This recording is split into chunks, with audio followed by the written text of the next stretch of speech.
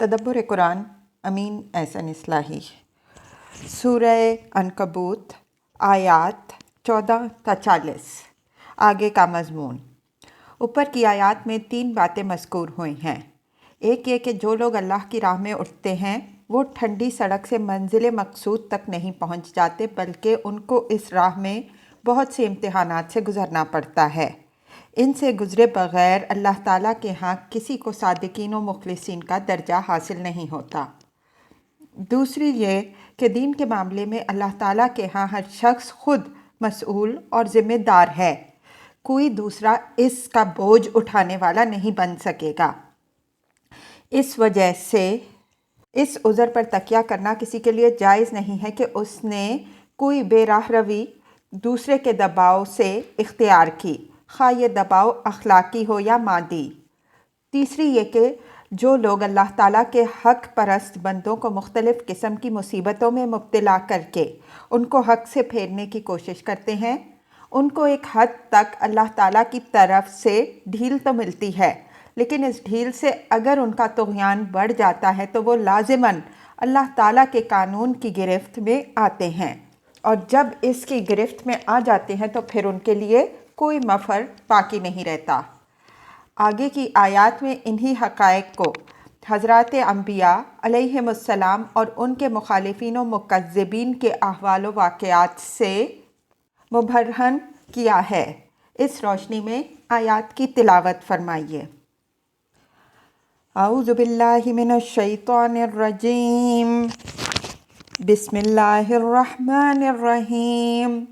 وَلَقَدْ أَرْسَلْنَا نُوحًا إِلَىٰ قَوْمِهِ فَلَبِثَ فِيهِمْ أَلْفَ سَنَةٍ إِلَّا 50 عَامًا فَأَخَذَهُمُ الطُّوفَانُ وَهُمْ ظَالِمُونَ فَأَنجَيْنَاهُ وَأَصْحَابَ السَّفِينَةِ وَجَعَلْنَاهَا آيَةً لِّلْعَالَمِينَ۔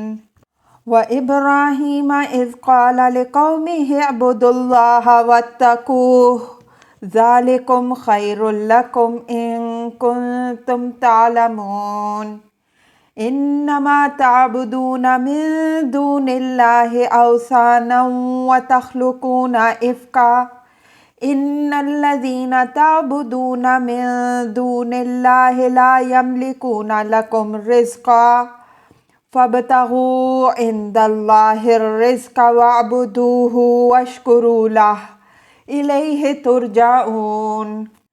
وَإِن تُكَذِّبُوا فَقَدْ كَذَّبَ أُمَمٌ مِّن قَبْلِكُمْ وَمَا عَلَى الرَّسُولِ إِلَّا الْبَلَاغُ الْمُبِينُ۔ أَوَلَمْ يَرَوْا كَيْفَ يُبْدِئُ اللَّهُ الْخَلْقَ ثُمَّ يُعِيدُهُ إِنَّ ذَلِكَ عَلَى اللَّهِ يَسِيرٌ۔ قُلْ سِيرُوا فِي الْأَرْضِ فَانظُرُوا كَيْفَ بَدَأَ الْخَلْقَ ثُمَّ اللَّهُ يُنشِئُ النَّشْأَةَ الْآخِرَةَ إِنَّ اللَّهَ عَلَى كُلِّ شَيْءٍ قَدِيرٌ۔ يُعَذِّبُ مَن يَشَاءُ وَيَرْحَمُ مَن يَشَاءُ وَإِلَيْهِ تُقْلَبُونَ۔ وَمَا أَنتُم بِمُعْجِزِينَ فِي الْأَرْضِ وَلَا فِي السَّمَاءِ وَمَا لَكُم مِّن دُونِ اللَّهِ مِن وَلِيٍّ وَلَا نَصِيرٍ۔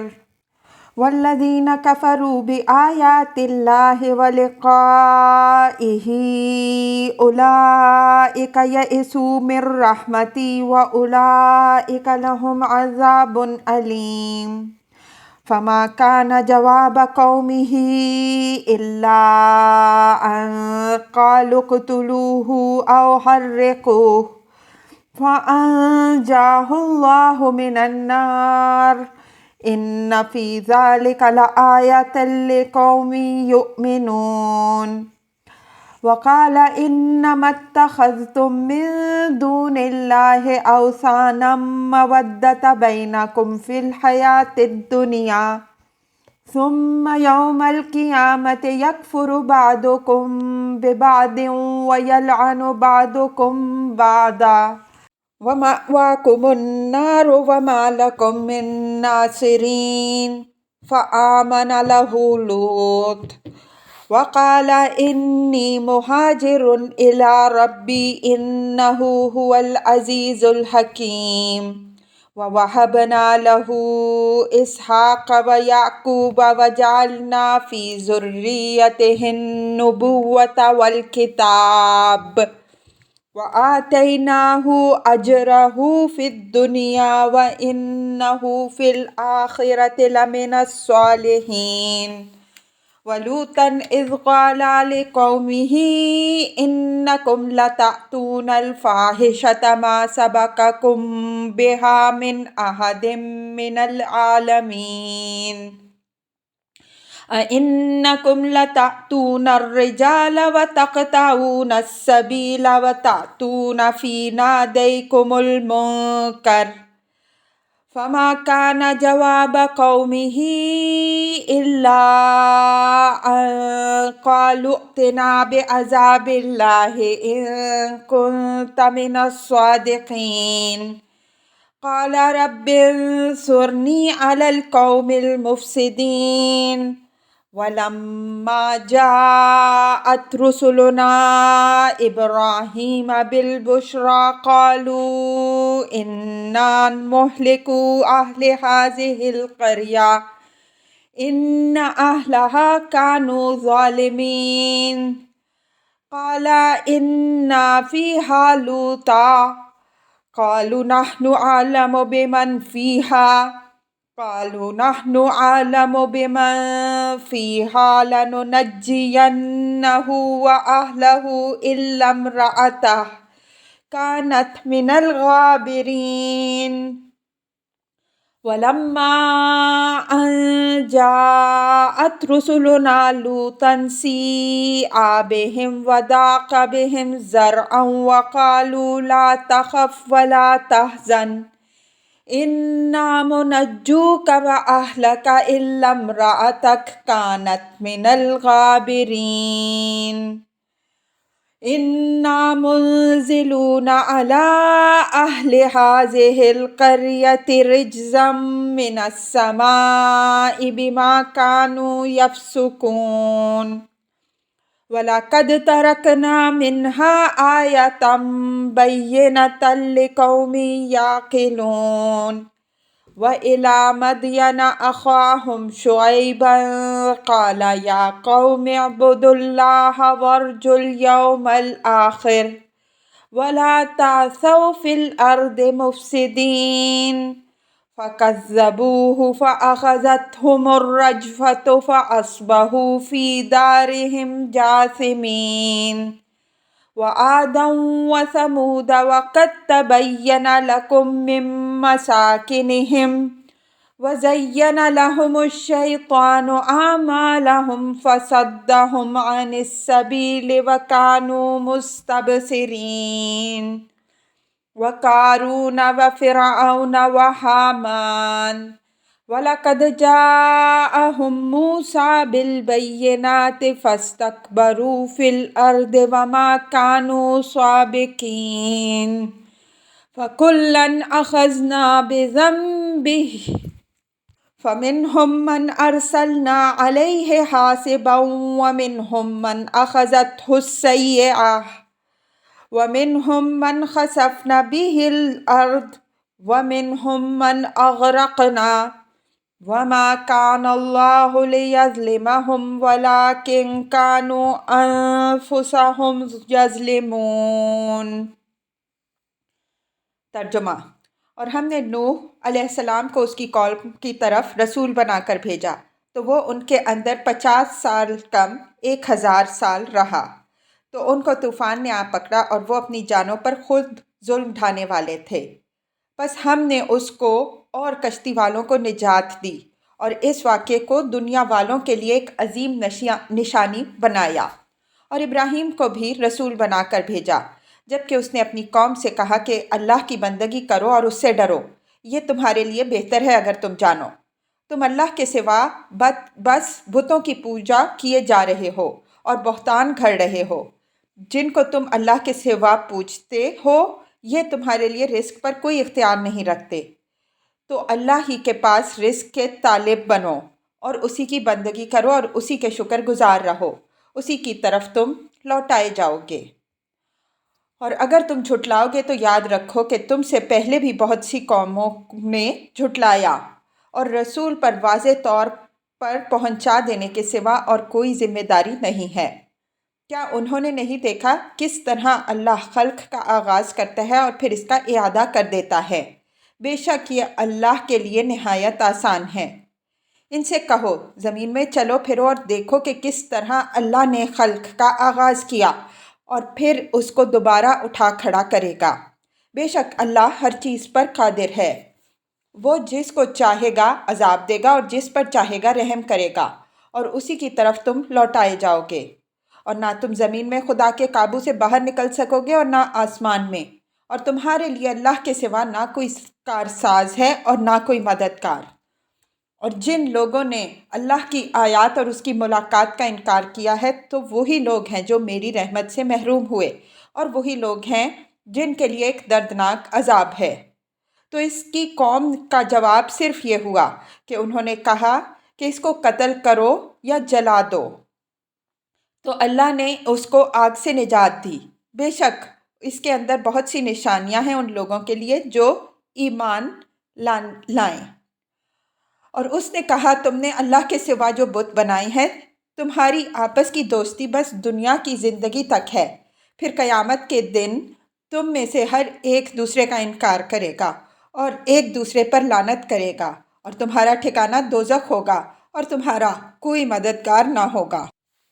پس لوط نے اس کی تصدیق کی اور کہا میں اپنے رب کی طرف ہجرت کرتا ہوں، بے شک وہی عزیز و حکیم ہے۔ اور ہم نے اس کو عطا کیے اسحاق اور یعقوب، اور اس کی ذریت میں نبوت اور کتاب کا سلسلہ جاری کر دیا، اور ہم نے اس کا صلہ اس کو دنیا میں بھی دیا اور وہ آخرت میں بھی نیکوکاروں کے زمرے میں ہوگا۔ اور لوط کو بھی ہم نے رسول بنایا، جبکہ اس نے اپنی قوم سے کہا کہ تم لوگ ایک کھلی ہوئی بدکاری کا ارتکاب کرتے ہو، تم سے پہلے دنیا میں کسی قوم نے بھی اس کا ارتکاب نہیں کیا۔ کیا تم مردوں سے شہوت رانی کرتے ہو اور فطرت کی راہ مارتے ہو اور اپنی مجلسوں میں بے حیائی کے مرتکب ہوتے ہو؟ تو اس کی قوم کا جواب صرف یہ ہوا کہ وہ بولے اگر تم سچے ہو تو ہمارے اوپر اللہ کا عذاب لاؤ۔ اس نے دعا کی اے رب اس مفسد قوم کے مقابل میں میری مدد کر۔ اور جب ہمارے فرستادے ابراہیم علیہ السلام کے پاس خوشخبری لے کر آئے، انہوں نے کہا ہم اس بستی والوں کو ہلاک کر دینے والے ہیں، اس کے باشندے بڑے ہی ناہنجار ہیں۔ اس نے کہا اس میں تو لوط بھی ہے۔ انہوں نے جواب دیا کہ جو اس میں ہیں ہم ان کو خوب جانتے ہیں، ہم اس کو اور اس کے متعلقین کو بچا لیں گے، مگر اس کی بیوی کو، وہ پیچھے رہ جانے والوں میں سے ہوگی۔ اور جب یوں ہوا کہ آئے ہمارے فرستادے لوط کے پاس تو وہ ان سے آزردہ اور دل تنگ ہوا، اور وہ بولے کہ تم نہ کوئی اندیشہ کرو نہ غم، ہم تم کو اور تمہارے متعلقین کو بچا لیں گے بجز تمہاری بیوی کے، وہ پیچھے رہ جانے والوں میں سے ہوگی۔ ہم اس بستی والوں پر ان کی نافرمانیوں کی پاداش میں آسمان سے ایک آفت اتارنے والے ہیں، اور ہم نے اس کی ایک واضح نشانی باقی رکھی ہے ان لوگوں کے لیے جو سوچنا سمجھنا چاہیں۔ اور ہم نے مدین والوں کے پاس ان کے بھائی شعیب علیہ السلام کو بھیجا، تو اس نے دعوت دی اے میری قوم کے لوگوں، اللہ کی بندگی کرو اور یوم آخرت کے منتظر رہو، اور زمین میں فساد مچانے والے نہ بن کر رہو۔ تو انہوں نے اس کو جھٹلایا تو ان کو ایک زلزلے نے آ پکڑا، پس وہ اپنے گھروں میں اوندھے پڑے رہ گئے۔ اور عاد اور سمود کو بھی ہم نے ہلاک کر دیا، اور تم پر ان کی بستیوں کے نشان واضح ہیں، اور شیطان نے ان کے مشاغل ان کی نگاہوں میں کھبا دیے، اور اس طرح ان کو صحیح راہ سے روک دیا، حالانکہ وہ بڑے ہی ہوشیار لوگ تھے۔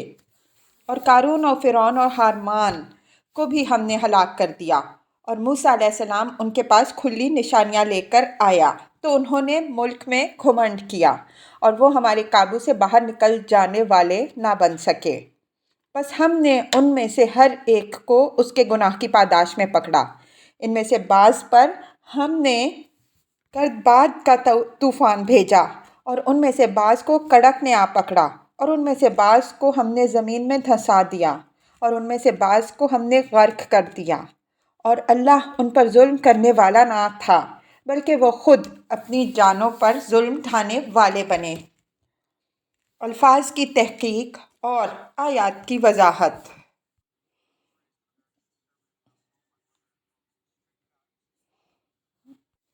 وَلَقَدْ أَرْسَلْنَا نُوحًا إِلَىٰ قَوْمِهِ فَلَبِثَ فِيهِمْ أَلْفَ سَنَةٍ إِلَّا 50 عَامًا فَأَخَذَهُمُ الطُّوفَانُ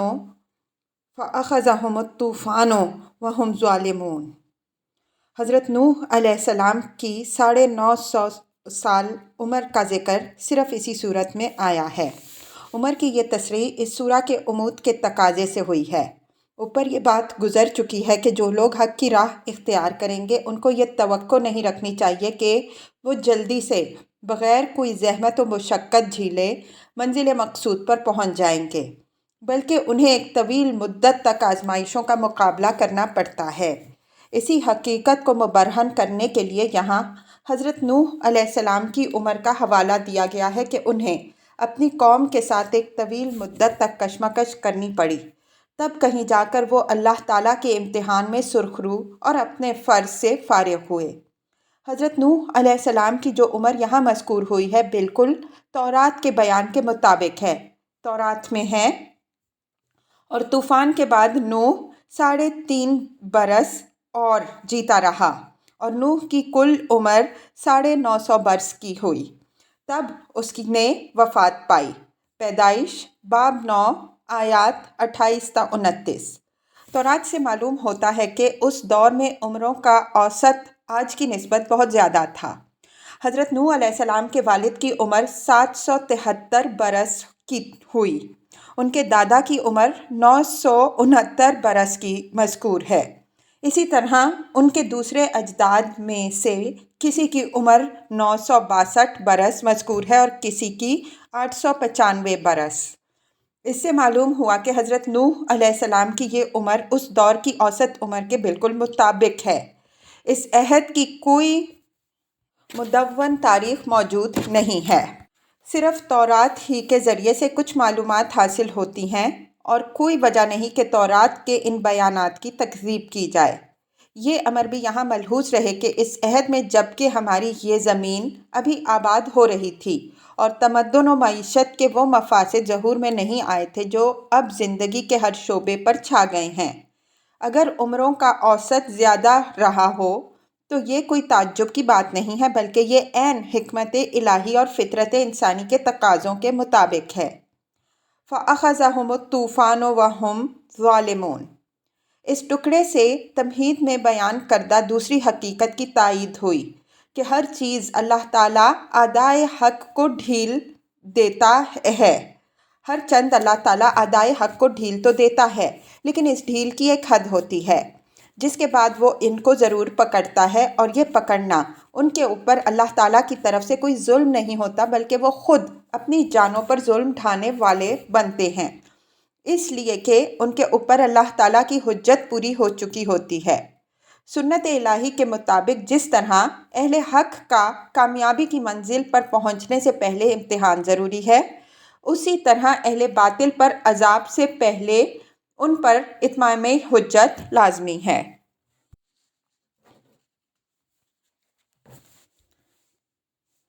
فَأَنجَيْنَاهُ وَأَصْحَابَ السَّفِينَةِ وَجَعَلْنَاهَا آیَةً لِلْعَالَمِينَ۔ یعنی اتنی طویل کشمکش اور آزمائش کے بعد وہ مرحلہ آیا کہ اللہ تعالیٰ نے حضرت نوح علیہ السلام اور ان کے ساتھیوں کو نجات دی اور اس واقعے کو دنیا والوں کے لیے ایک عظیم نشانی بنایا، جس کے آئینے میں اہل حق اور اہل باطل دونوں اپنے اپنے انجام دیکھ سکتے ہیں۔ وَجَعَلْنَاهَا میں ضمیر کا مرجع کوئی معین لفظ نہیں ہے، بلکہ وہ پورا واقعہ ہے جو اوپر بیان ہوا۔ عربی میں ضمیروں کے استعمال کا یہ طریقہ معروف ہے، اس کی مثالیں پیچھے گزر چکی ہیں۔ حضرت نوح علیہ السلام کے اس واقعے میں اس بات کی دلیل بھی موجود ہے جو اوپر بیان ہوئی کہ دین کے معاملے میں اللہ تعالیٰ کے ہاں کسی کی طرف سے کوئی دوسرا جواب دہی نہ کر سکے گا۔ اگر اس کی کوئی گنجائش ہوتی تو حضرت نوح علیہ السلام اپنے بیٹے کو خدا کی پکڑ سے ضرور بچا لیتے، لیکن حضرت نوح علیہ السلام جیسے جلیل القدر پیغمبر اپنے بیٹے کے لیے کچھ نہ کر سکے۔ تو تابع دیگراں چے رسد۔ وَإِبْرَاهِيمَ إِذْ قَالَ لِقَوْمِهِ اعْبُدُوا اللَّهَ وَاتَّقُوهُ ذَلِكُمْ خَيْرٌ لَكُمْ إِن كُنتُمْ تَعْلَمُونَ، یعنی جس طرح ہم نے نوح علیہ السلام کو رسول بنا کر بھیجا تھا، اسی طرح حضرت ابراہیم علیہ السلام کو بھی اس کی قوم کی طرف رسول بنا کر بھیجا۔ اس نے بھی اپنی قوم کو دعوت دی کہ اللہ کی بندگی کرو اور اس کے غضب سے ڈرو۔ اس کے غضب سے ڈرو یعنی اس کی بندگی میں دوسروں کو شریک کر کے اس کے غضب کو دعوت نہ دو۔ ذالکم خیر لکم ان کنتم تعلمون، تنبیہ کا کلمہ ہے، یعنی یہ بہترین نصیحت اور بہترین موعظت ہے جو میں بالکل وقت پر تمہیں پہنچا رہا ہوں، بشرطے کہ تم اس کو سمجھو اور اس کی قدر کرو۔ انما تعبدون من دون اللہ اوثانا وتخلقون افکا ان الذین تعبدون من دون اللہ لا یملکون لکم رزقا فابتغوا عند اللہ الرزق واعبدوہ واشکروا لہ الیہ ترجعون، یعنی اپنے جن معبودوں کو تم شریک خدا سمجھ کر پوج رہے ہو ان کی کوئی حقیقت نہیں ہے، یہ محض بت اور تھان اور استہان ہیں۔ وَتَخْلُقُونَ افکا، یعنی تمہارا یہ دعویٰ کہ خدا نے ان کو اپنی خدائی میں شریک بنایا ہے محض ایک بہتان ہے جو تم خدا پر لگا رہے ہو۔ نہ خدا نے یہ کہیں فرمایا ہے کہ اس نے ان کو اپنا شریک بنایا ہے اور نہ تمہارے پاس ان کے حق میں کوئی دلیل ہے۔ ان الذین تعبدون من دون اللہ لا یملکون لکم رزقا فابتغوا عند اللہ الرزق، یعنی اگر تمہارا یہ گمان ہے کہ رزق و فضل پر تمہارے ان دیوتاؤں کا کوئی اختیار ہے تو یہ محض تمہارا وہم ہے، ان کو تمہارے رزق پر کوئی اختیار نہیں ہے، ہر چیز خدا ہی کے اختیار میں ہے۔ تو اگر تم رزق اور فضل کے طالب ہو تو خدا ہی کی طرف رجوع کرو اور اسی سے مانگو۔ وَاعْبُدُوهُ وَاشْكُرُوا لَهُ، یعنی تمہاری عبادت و شکر گزاری کا اصل حقدار وہی ہے جس کے اختیار میں یہ سب کچھ ہے، اور جو تمہیں سب کچھ دیتا ہے تو اس کے حق میں دوسروں کو شریک کر کے اس کی ناشکری نہ کرو۔ وَإِلَيْهِ تُرْجَعُونَ، یعنی مرنے کے بعد تم اٹھائے جاؤ گے اور تمہاری پیشی اسی کے سامنے ہونے والی ہے۔ اس دن تمہارے یہ اصنام و اوثان تمہارے کچھ کام آنے والے نہیں بنیں گے۔ وَإِن تُكَذِّبُوا فَقَدْ كَذَّبَ أُمَمٌ مِّن قَبْلِكُمْ وَمَا عَلَى الرَّسُولِ إِلَّا الْبَلَاغُ الْمُبِينُ، یہ نہایت سخت الفاظ میں تنبیہ ہے کہ اگر تم نے میری بات نہ مانی اور میری تکذیب پر اڑے رہے تو یاد رکھو کہ تم سے پہلے بھی بہت سی قوموں نے اپنے اپنے رسولوں کو جھٹلایا، تو جو انجام ان کا ہوا اس انجام سے دوچار ہونے کے لیے تیار رہو۔ وما علی الرسول الا البلاغ المبین، یعنی رسول کے اوپر ذمہ داری صرف واضح طور پر اللہ کی بات پہنچا دینے کی ہوتی ہے، وہ فرض میں نے ادا کر دیا، اب ذمہ داری تمہاری ہے، اب جو پرسش ہوگی وہ تم سے ہوگی، اب مجھ سے یہ پرسش نہیں ہوگی کہ تم نے ہدایت کی راہ کیوں نہیں اختیار کی۔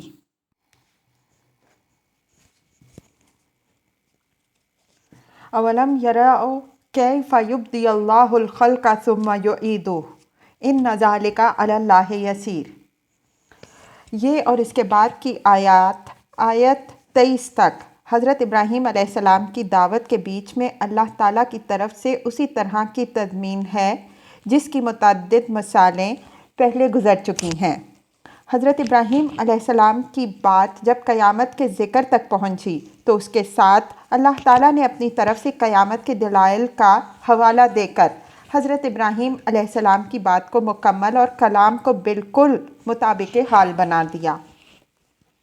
اولم یروا کیف یبدی اللہ الخلق ثم یعیدہ، یعنی اگر انہیں مرنے کے بعد دوبارہ اٹھائے جانے میں کوئی شک ہے تو کیا انہوں نے اس کائنات میں اس حقیقت کا مشاہدہ نہیں کیا کہ کس طرح اللہ تعالیٰ چیزوں کو پیدا کرتا ہے اور پھر ان کو فنا کرتا ہے اور پھر دوبارہ ان کا اعادہ کر دیتا ہے۔ یہ اسی دلیل کی طرف اشارہ ہے جو مختلف اسلوبوں سے متعدد مقامات میں پیچھے گزر چکی ہے۔